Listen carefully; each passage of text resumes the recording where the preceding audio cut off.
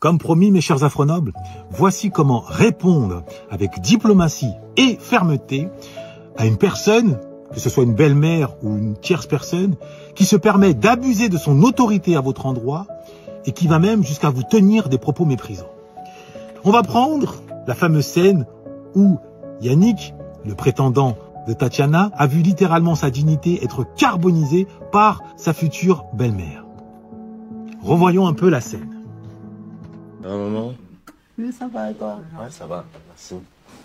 Je suis désolé, je suis venu avec rien, je n'ai pas vraiment pensé du peu de temps. Sorry. Ok. Je te laisse t'installer. Alors, déjà, nous allons mettre de côté le fait qu'il se soit présenté les mains vides, ce qui ne se fait pas.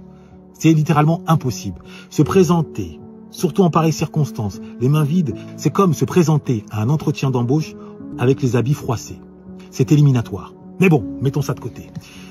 Mettons également de côté le fait qu'il n'ait pas eu le souci d'entamer la conversation avec un compliment. Ça aussi, c'est un élément central. Vous rentrez quelque part, que ce soit en entretien d'embauche ou chez une belle-mère ou des beaux-parents plus largement, vous devez livrer un compliment. Là, en l'occurrence, il aurait pu tout simplement dire « Oh, je vois de qui Tatiana tient sa beauté.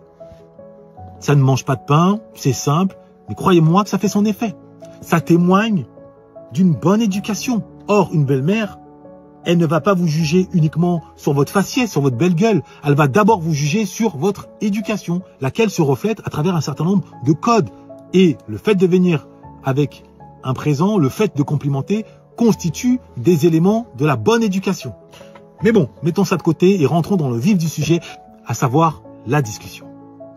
Maman, tu sais que on était chez le notaire, la signature elle s'est pas faite. Mais pourquoi? Yannick, c'est à toi que je pose la question.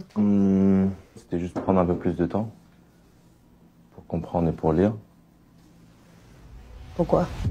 Vous êtes sûr que vous voulez rentrer dans ça?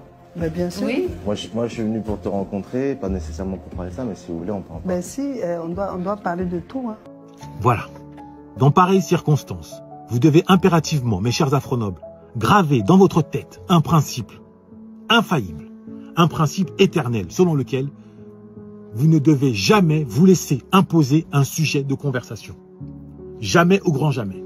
Comment opérer? Eh bien, de la manière suivante. Yannick aurait pu dire, plutôt que de céder en disant « bon, bah d'accord, on rentre dans ça », non.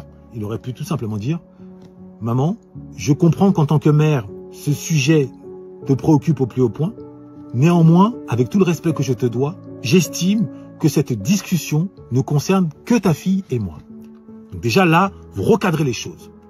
Et ensuite, pour la rassurer, vous rajoutez « Ceci étant, je tiens à te dire que en m'engageant dans cette aventure, Love is Blind, je ne m'engageais pas comme on s'engage à Euro Disney pour l'amusement. Non, en m'engageant dans cette aventure, j'étais déterminé à trouver ma future femme. Et je crois l'avoir trouvée. Maintenant, entre croire et être convaincu, eh bien, il faut un petit temps. Et c'est ce que nous sommes en train d'expérimenter. On apprend chaque jour un peu plus à se découvrir, à se connaître et à mesurer le degré de notre compatibilité. Sache que je prends le mariage très au sérieux. Ceci étant posé, si ça ne te dérange pas, je souhaiterais que nous changions de sujet. Je suis venu pour faire ta connaissance, pour savoir notamment comment était Tatiana lorsqu'elle était un peu plus jeune. Voilà.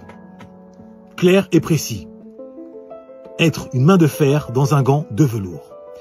Et là, de deux choses l'une. Si elle a bien compris ce que vous dites et qu'elle n'avait pas d'a priori négatif à votre endroit, elle va accepter de changer de sujet de conversation.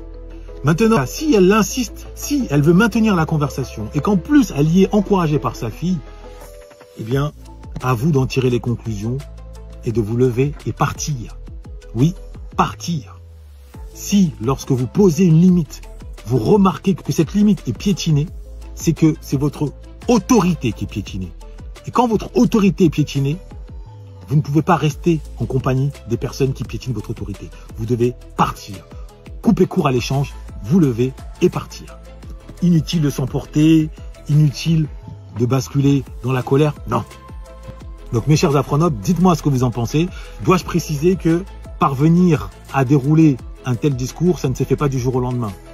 Ça ne se fait pas en un claquement de doigts, ça nécessite de l'entraînement. Mais comme tout, l'excellence ne tombe pas du ciel. L'excellence est le fruit de la répétition, est le fruit de l'entraînement, est le fruit d'un océan de sueur.